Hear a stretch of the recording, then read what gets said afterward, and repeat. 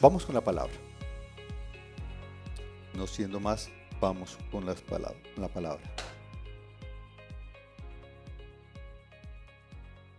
Una de las razones por las que podemos vivir en estos días como ese ambiente tan pesado en cuanto a elecciones y la política y todo este revuelo en redes y demás, una razón para todo eso es la confusión que hay en general, por un lado, y por otro lado, la incapacidad de exponer ideas claras, ideas con peso, porque es que no se exponen ideas, sino que se pelea.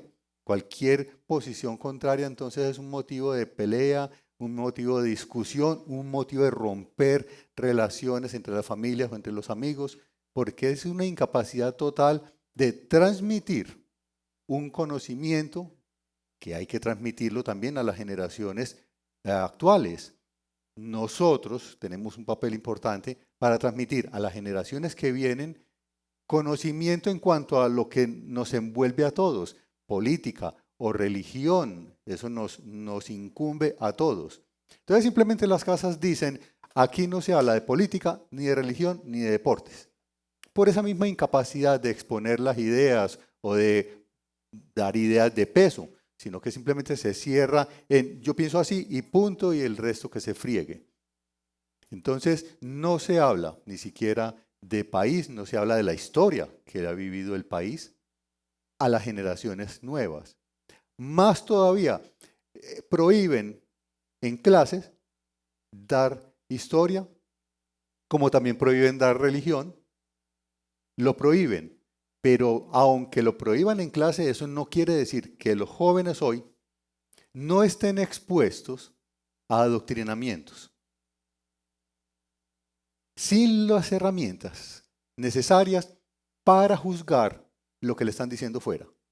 Porque si en las aulas no se puede decir nada, afuera lo están escuchando. Lo escuchan de los amigos, lo escuchan en sus lugares de trabajo, en sus lugares de estudio, están escuchando permanentemente. Por las redes, se están retroalimentando por redes y entonces asumen posiciones que no entienden, sino que se identifican con uno o con otro por razones ajenas a la realidad.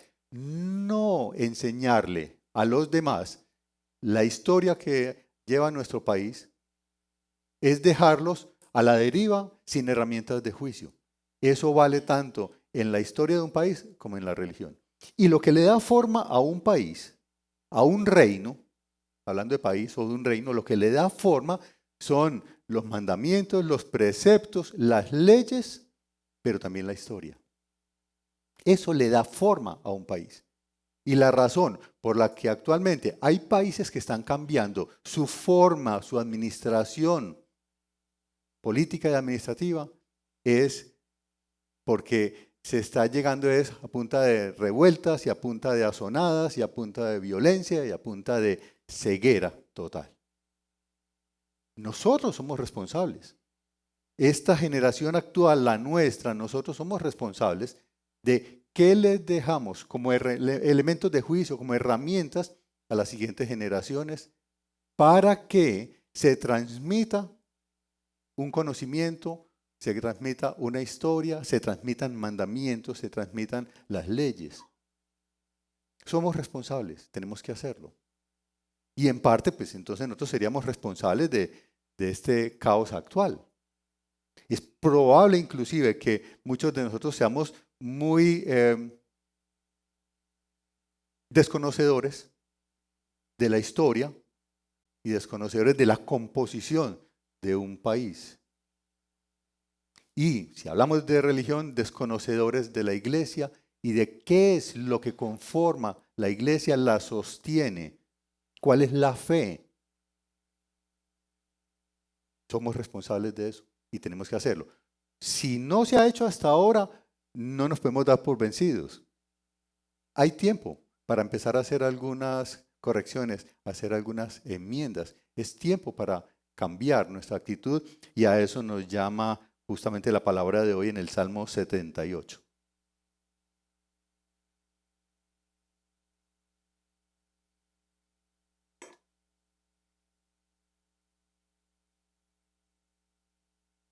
Salmo 78 es el capítulo más largo de la Biblia después del Salmo 119.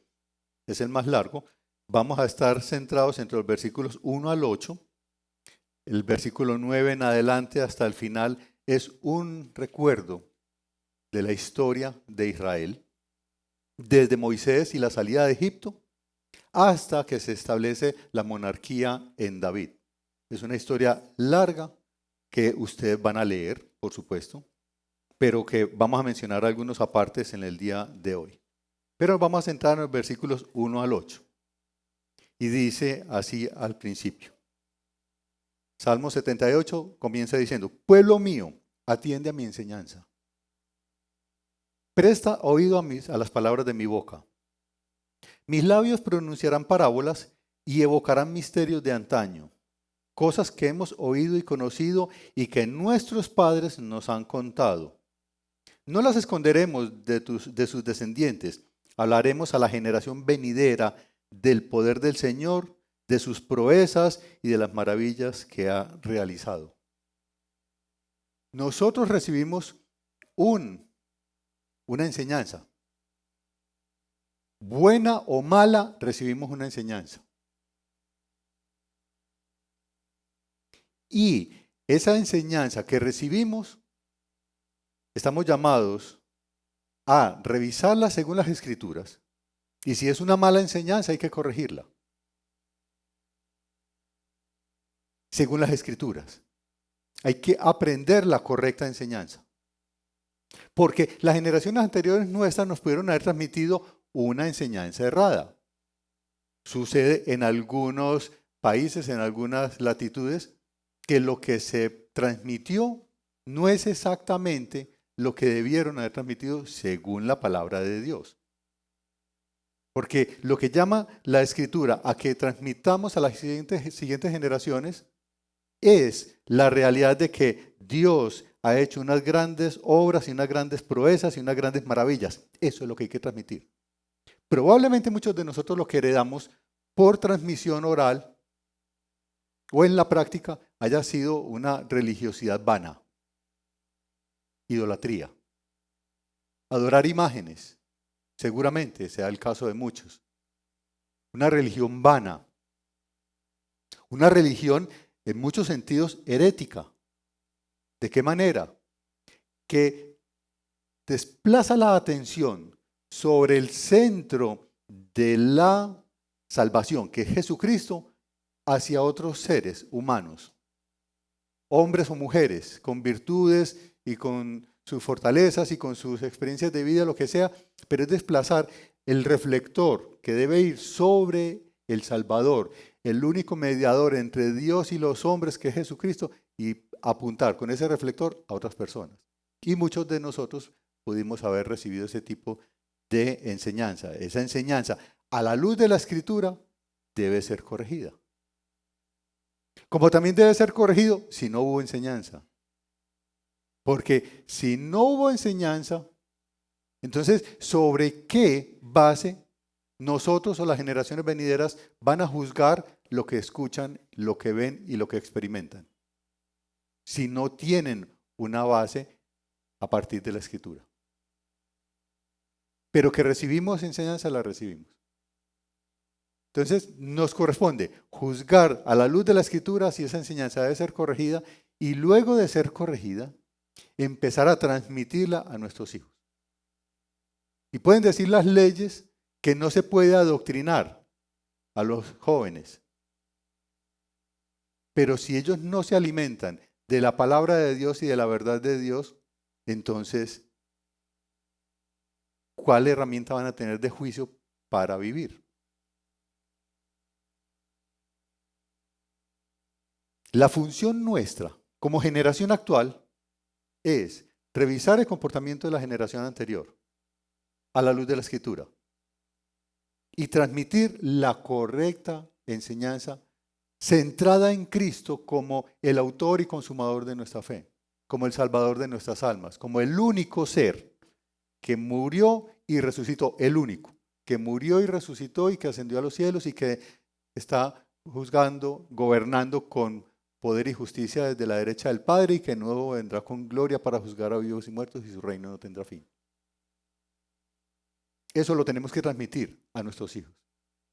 ¿Sobre la base también de qué? De la propia experiencia. Porque no es una lección lo que se transmite, es la experiencia.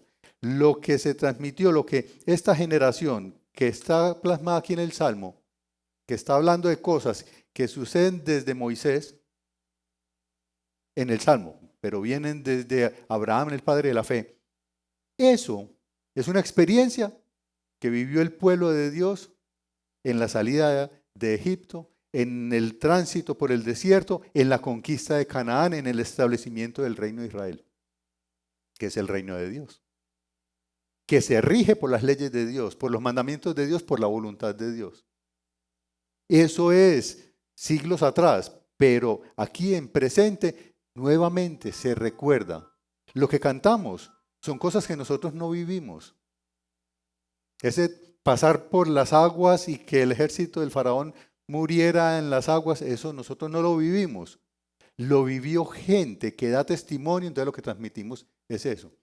Pero cada uno de nosotros hoy tiene una experiencia con Jesucristo. Una relación personal con Jesucristo. Cada uno de nosotros hoy ha sido lavado con la sangre de Jesucristo. Y entonces esa relación, esa dependencia, ese amor, esa obediencia, esa sujeción a Cristo es lo que se le transmite a los hijos. No como una lección simple de un texto, sino con el testimonio, llevándolo a la reflexión. Usted no le puede decir a los muchachos, lea Biblia. Lea para que se instruiga. Si usted no lo hace. Porque él va a abrir la Biblia y va a decir, pero papá nunca lee. Pero yo nunca he visto a mamá por ahí como leyendo un salmo o cantando alguna alabanza o reflexionando sobre algo. Le puede decir a los jóvenes, lean sus Biblias. Pero si no lo ven en ustedes, entonces esa orden de lea Biblia no llega al corazón del joven, porque no lo ve en los padres. Y esa es la responsabilidad nuestra en esta generación en la que estamos. Y estamos exactamente en el centro, la mitad del medio de la generación que pasó y la que viene. Y el llamado es a nosotros, a revisar lo que pasó y a transmitir a los que vienen. Enseñar a las generaciones venideras acerca de el poder del Señor, de sus proezas y de las maravillas que ha realizado. Hay que transmitirlo. Para dar elementos de juicio para ellos, pero también para que se perpetúe la fe, para que continúe la fe en las siguientes generaciones y el reino de los cielos siga creciendo y expandiéndose en el tiempo, porque nosotros pasamos, moriremos. Si nosotros los llamados a transmitir la fe morimos sin transmitir la fe, entonces queda la siguiente generación en un vacío absoluto, sin elementos de juicio. El hecho de que usted lo enseñe no quiere decir que él vaya, que él o ella, los jóvenes, vayan a adoptar la fe suya. Ojalá, sería genial, mientras sea una buena fe la que esté transmitiendo. Si está transmitiendo una fe correcta, fiel al Señor Jesucristo, genial que el hijo, recibiendo eso, llegue a la conversión, pero finalmente eso depende del Señor. El Señor es el que abre el entendimiento para aceptar la fe y vivir según esa fe. Pero es nuestra obligación transmitirla. Nuestra obligación hablarles de Cristo y modelar esa fe en nuestra vida para ellos. Y así entonces continúa la iglesia creciendo en el tiempo como lo ha hecho hasta ahora. Nosotros somos producto de lo que muchos siglos atrás predicaron y enseñaron, y ahí estamos nosotros. Lo que la palabra nos muestra, y ahí estamos nosotros, en esa fe. ¿Cuál es el propósito de transmitirlo? Muestran los versículos siguientes, del 5 al 8 dice, Él, Dios, promulgó, el mismo que realizó proezas y maravillas, promulgó un decreto para Jacob, dictó una ley para Israel, ordenó a nuestros antepasados enseñarlos a sus descendientes, para que los conocieran las generaciones venideras y los hijos que habrían de nacer. Ya hay 4 generaciones. Nuestros antepasados la transmitieron a nosotros para a nuestros hijos, para que ellos la den a sus hijos. 4 generaciones aquí. A sus descendientes, a los hijos que habrían de nacer, que a su vez les enseñarían a sus hijos. Así, ellos pondrían su confianza en Dios, y de eso se trata. Nosotros poner nuestra confianza en Dios, pero llevar a las siguientes generaciones a que ellos también pongan su confianza en Dios. Y no se olvidarían de sus proezas, sino que cumplirían sus mandamientos. Así, no serían como sus antepasados, y ahí está donde les digo que hay que reevaluar lo que recibimos. Así no serían como sus antepasados, generación obstinada y rebelde, gente de corazón fluctuante, cuyo espíritu no se mantuvo fiel a Dios. Y hay que reconocerlo. Las generaciones anteriores no vivieron fieles a Dios, fieles a Cristo. Corazones fluctuantes que iban según todo viento de doctrina, que seguían unas enseñanzas sin juzgarlas a la luz de la Escritura.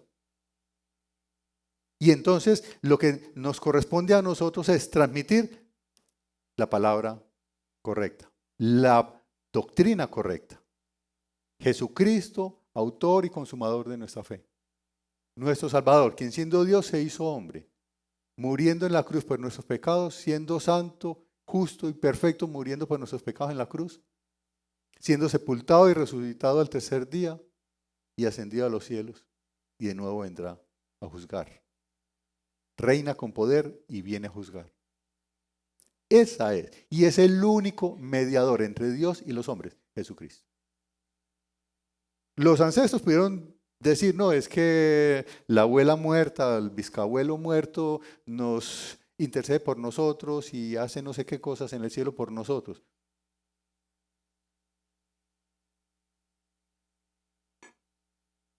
Mi madrecita santa intercede por mí, me ilumina desde el cielo y hace un poco de cosas.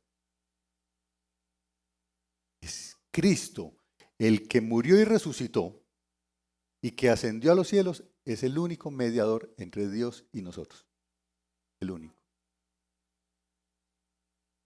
Lo que sigue en este Salmo 78 es una historia de ese pueblo de Israel, y lo que revela eso, que ustedes van a leer en casa, ese Salmo 78, se van a dar cuenta que una y otra vez, este pueblo que salió en medio de un gran despliegue de poder desde Egipto, para la tierra prometida, la que prometió a Abraham, a Isaac y Jacob, Dios se la prometió a ellos. En ese tránsito por el desierto, una y otra vez, se daba un ciclo. Desconfiaban de Dios, Dios los castigaba, se arrepentían y clamaban por perdón, Dios los perdonaba, seguían adelante y a las 3 cuadras otra vez estaban pecando. Otra vez estaban desconfiando de Dios, otra vez estaban tentando a Dios. Entonces nuevamente venía un castigo y nuevamente entonces por el castigo se arrepentían y clamaban por el favor de Dios, y Dios en su misericordia volvía y les daba el perdón y seguían adelante y a las 3 cuadras otra vez. Esa es la historia del pueblo de Israel. Si usted lee la Biblia de tapa a tapa se va a dar cuenta, pero también puede mirar a su propia vida. El Señor hace una cosa maravillosa por usted hoy y pasa toda esta semana en una traga, en un amor por el Señor impresionante. Y llegado el fin de semana, vino un cambio, un revés en la vida, cualquier situación, y ya, perdió la confianza en el Señor. Y ahí dice el Señor, a mí no me quiere. El Señor a mí no me mira. El Señor se durmió. El Señor está muy ocupado, entonces como está tan ocupado no me puede atender a mí. Seguramente que hay cosas más importantes que atender en Ucrania. Y entonces, mi problema con la DIAN, ¿qué? Pues, eso es nada comparado con lo que está pasando en Ucrania.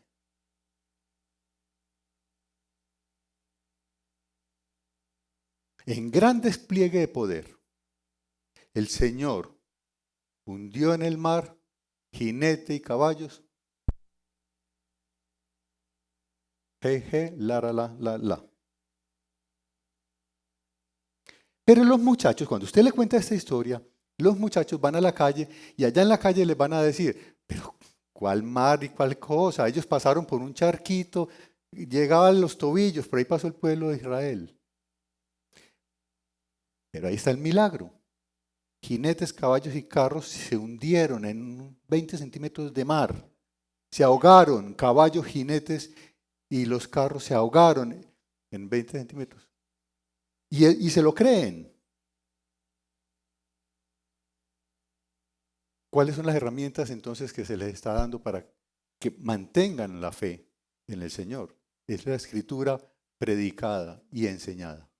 Y nos corresponde a nosotros, porque justamente ahí decía en el versículo 5, dice, Él promulgó un decreto para Jacob, dictó una ley para Israel, que se abran los institutos para que se enseñen las escrituras y sean profesores preparados para dictarlas.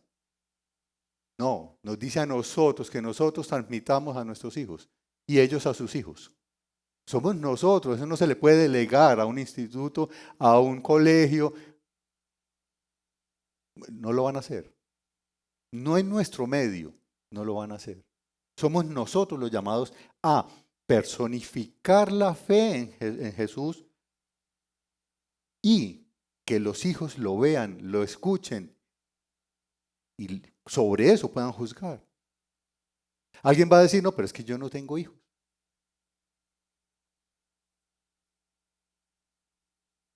Jesús tampoco. Pero Él mandó en Mateo 28 que nosotros enseñáramos y habláramos de lo que Él nos enseñó a nosotros a obedecer. Y enséñale a los demás a obedecer lo que yo les he enseñado a ustedes. Pablo tampoco. Y Pablo le dice a Timoteo y a los discípulos de él, les dice, imítenme a mí como yo imito a Cristo. Entonces, no se trata de los hijos naturales, se trata de que la gente de hoy pueda ver en nosotros la fe, la firmeza que tenemos en Cristo, que a pesar de las dificultades y de las circunstancias y de los dolores y los quebrantos y lo que sea, nosotros estamos firmes en Cristo, afianzados en Cristo, nuestra fe establecida sobre Él y que no nos mueve. Así estemos llorando por las circunstancias, pero firmes en Cristo y que esas generaciones lo vean para que ellos lo enseñen a sus hijos.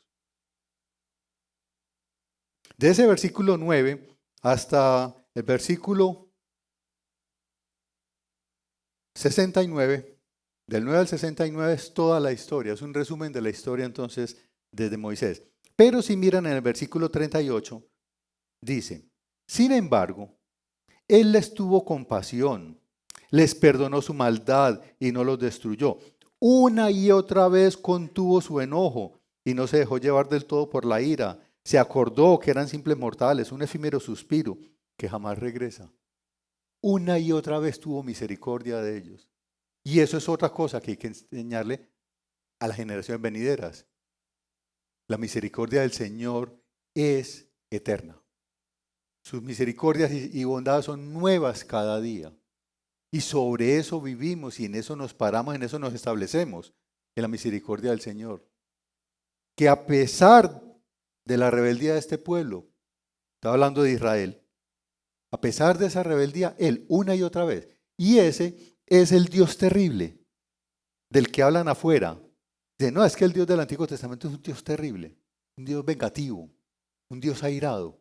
Pues aquí lo ven, perdonó una y otra vez, se contuvo una y otra vez en su bondad y en su fidelidad. Y lo que exalta todo ese tramo del versículo 9 hasta el 50 y hasta el 69 es la repetición de la misericordia de Dios una y otra vez. Y la Escritura nos llama a nosotros hoy y nos dice, todo esto se los he predicado, dice Juan en la primera epístola de Juan, todo esto se los he dicho para que no pequen.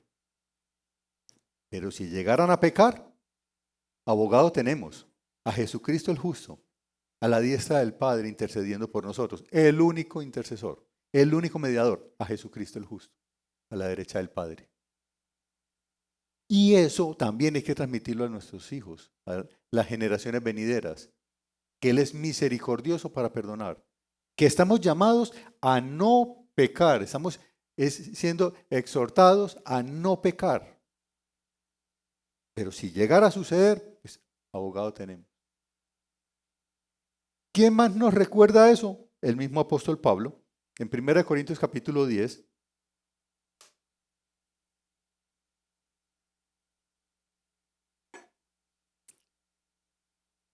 Voy a leer desde el 6, hablando de la historia de Israel y del paso por el Mar Rojo y el paso por el desierto y la llegada a la tierra prometida.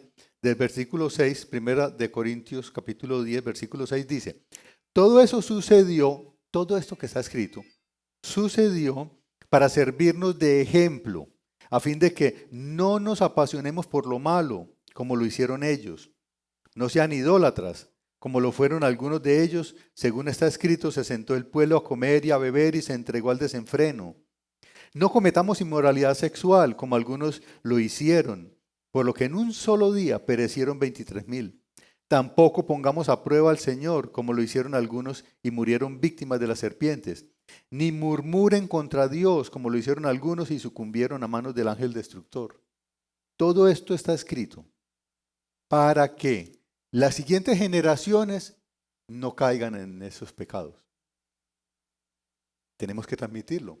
Nosotros tenemos que vivirlo y tenemos que transmitirlo, porque ese es el mandamiento del Señor. Nos dice que tenemos que enseñarle a nuestros hijos y ellos a sus hijos. Pero tenemos que vivirlo. Para poderlo enseñar tenemos que vivirlo.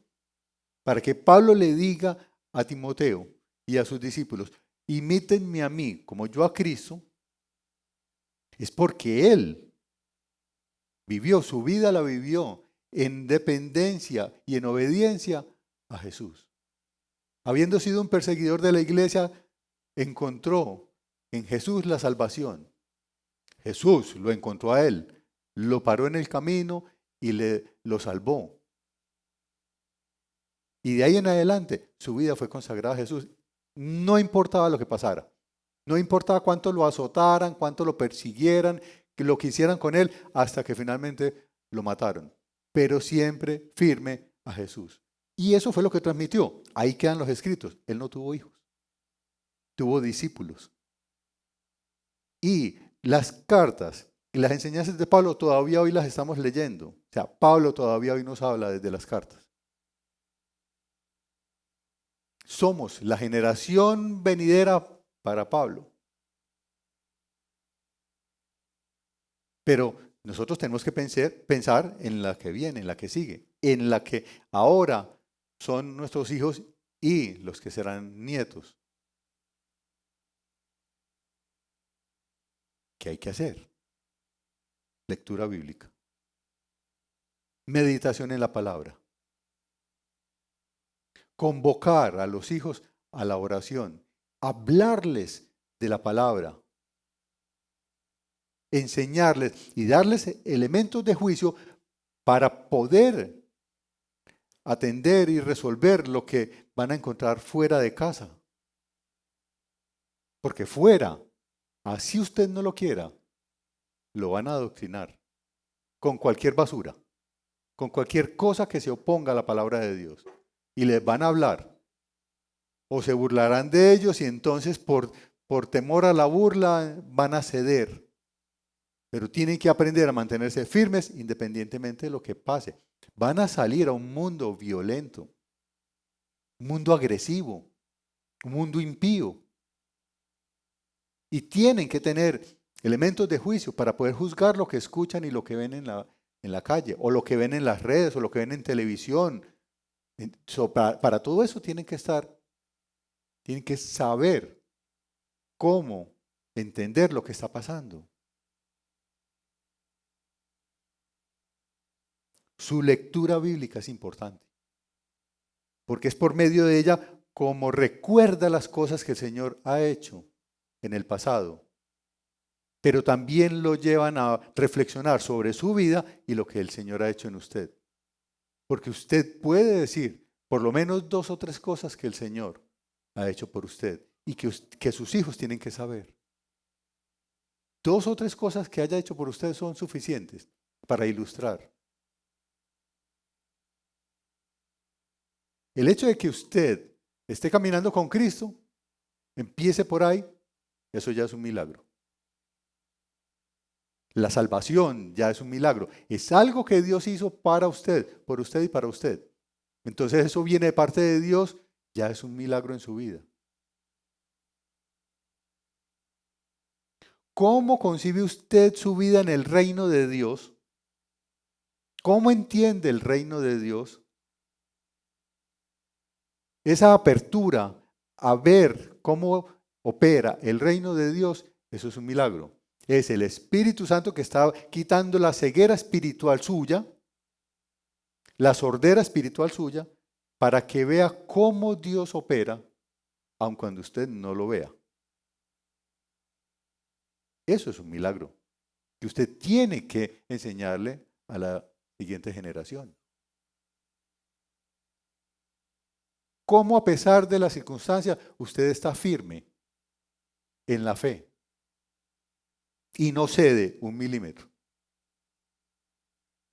Y eso lo ve la generación, sus hijos y los que usted esté discipulando, lo ven. Debbie y yo tampoco tenemos hijos, pero podemos mostrar en nuestra vida la firmeza en el Señor. Y de eso se trata. Que seguimos de la mano del Señor, pase lo que pase. Y estamos consagrados a Él. Nuestra vida es Él. Y sin Él no somos nada. Somos polvo que viene y va. Un efímero suspiro que jamás regresa. Sin Cristo somos unos simples mortales. Efímero suspiro que jamás regresa. Sin Cristo, eso somos.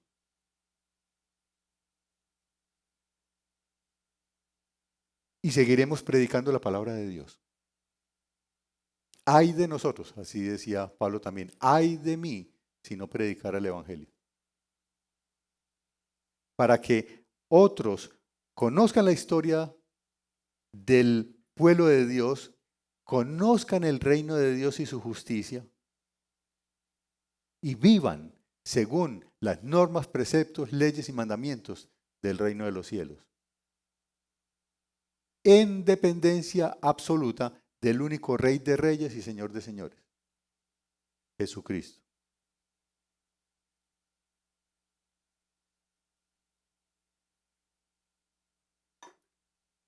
La historia llega hasta David, en el versículo 70. Dice, escogió a su siervo David, ahí en el mismo Salmo 78, versículo 70 dice, escogió a su siervo David, al que sacó de los apriscos de las ovejas, y lo quitó de andar arreando los rebaños, para que fuera el pastor de Jacob su pueblo, el pastor de Israel su herencia. Y David los pastoreó con corazón sincero, con mano experta los dirigió. Con mano experta los dirigió. Si siguen leyendo la Biblia, después de eso, se van a dar cuenta que aún después de David, siguió la historia de caídas y levantarse, y caídas y levantarse, y se levantaba un rey bueno, y había seguridad y prosperidad, y volvía y subía un rey malo, que llevaba a la destrucción, y fueron al exilio y volvieron. O sea, después de David siguió la misma historia. Hasta que viniera el Hijo de David, Jesucristo, el verdadero Rey de Reyes, que también fue primero pastor y después rey, que también habló en parábolas para enseñar las verdades del reino de los cielos. Vino el Señor Jesús a hablarnos esto mismo y a recordarnos esto mismo, pero con el poder del Espíritu para que nosotros pudiéramos obedecer. Porque sin el Espíritu, esto es solo historia. Y es una historia real. Nadie puede negar, en ningún lugar del mundo puede negar que Jesucristo estuvo muerto y resucitó. Nadie lo puede negar. Esa es la verdad. Y sobre esa verdad estamos nosotros parados. Esa es la roca de la salvación. Jesucristo muriendo por nuestros pecados, siendo sepultado y resucitando al tercer día para ascender a los cielos. Y esa es la verdad que sostiene todo el reino de los cielos. Y que nosotros creemos y que debemos transmitir. No podemos dejar a las siguientes generaciones sin elementos de juicio. Tenemos que llevarlos a la meditación en la palabra, a reflexionar y a obedecer la palabra.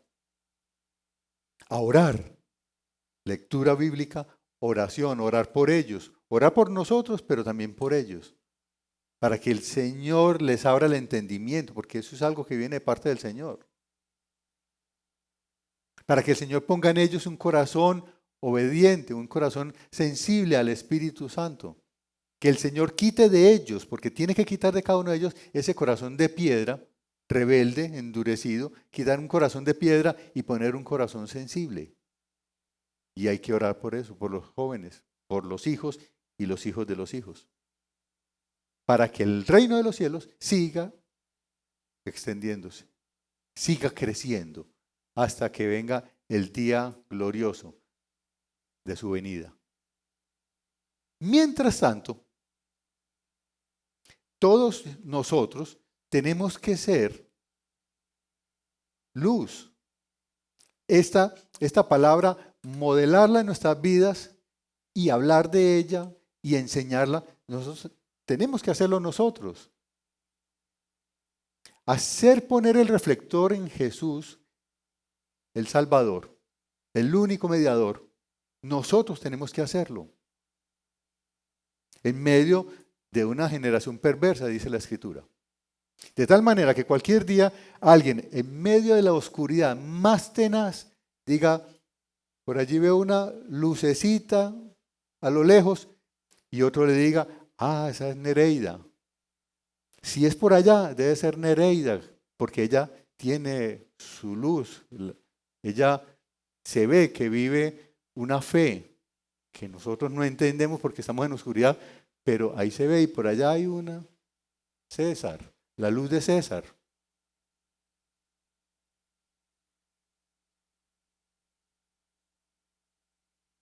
Y alguien va a decir, y por allá hay una lucecita.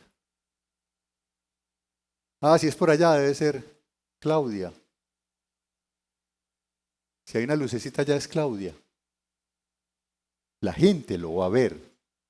La gente lo va a entender. Lo va a reconocer. Porque usted, en medio de esta generación, usted perpetúa la palabra del Señor. La vive, la enseña, la transmite. Y por eso estamos llamados entonces a considerar seriamente, hacernos responsables de vivir la fe y transmitirla a las siguientes generaciones. Él promulgó un decreto para Jacob, dictó una ley para Israel, ordenó a nuestros antepasados enseñarlos a sus descendientes para que lo conocieran las generaciones venideras y los hijos que habrían de nacer, que a su vez los enseñaran a sus hijos. Así ellos pondrían su confianza en Dios, y de eso se trata, poner la confianza en Dios. No se olvidarían de sus proezas, sino que cumplirían sus mandamientos. Poner su confianza en Dios. Poner su confianza en Cristo, autor y consumador de la fe.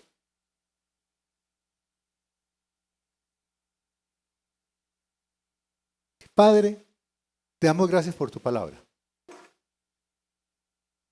que nos recuerda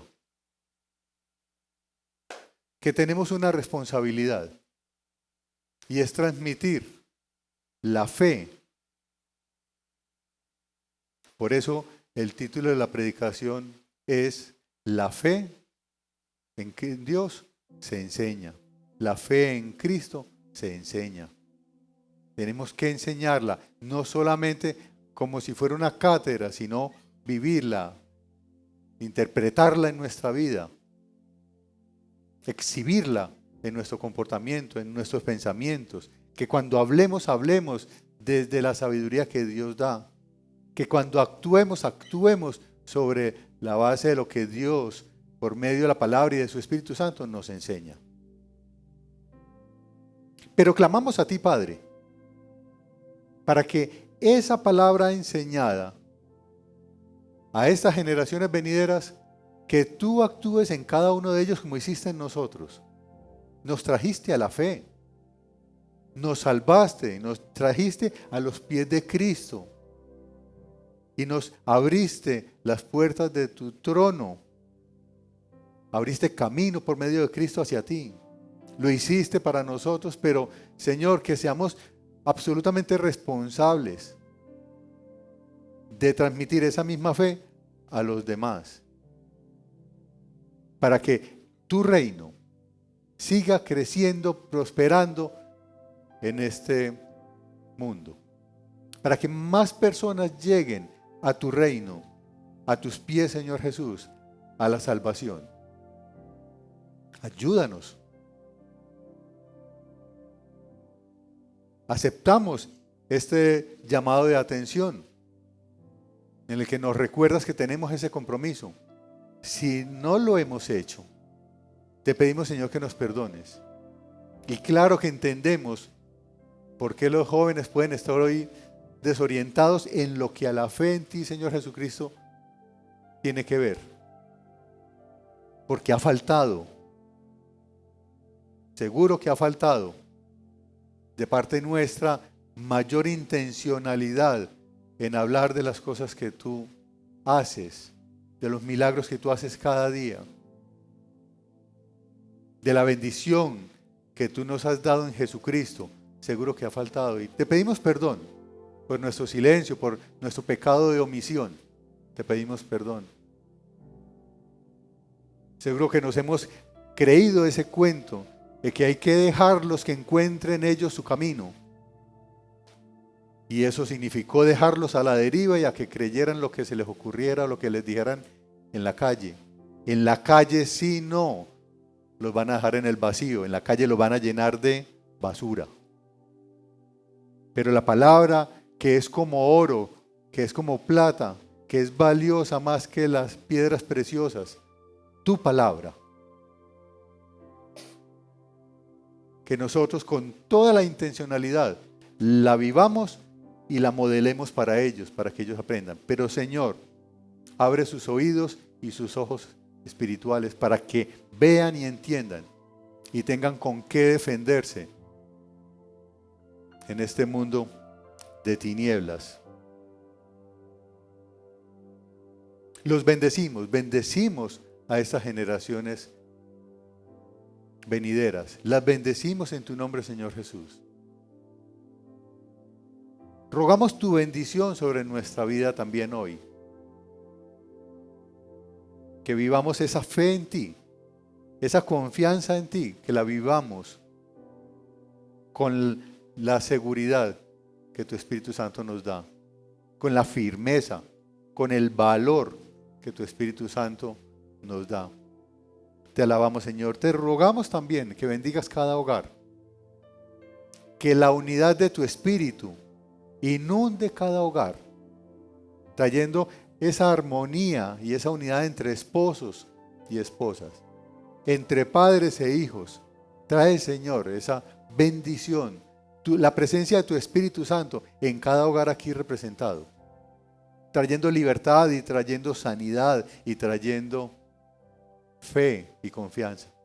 Te rogamos, Señor, que bendigas a cada hogar con toda bendición espiritual en Jesucristo y que no falte tampoco la provisión material, que en cada hogar tengan lo suficiente y aún más para que puedan compartir con los que no tienen.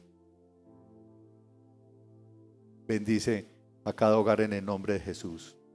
Amén.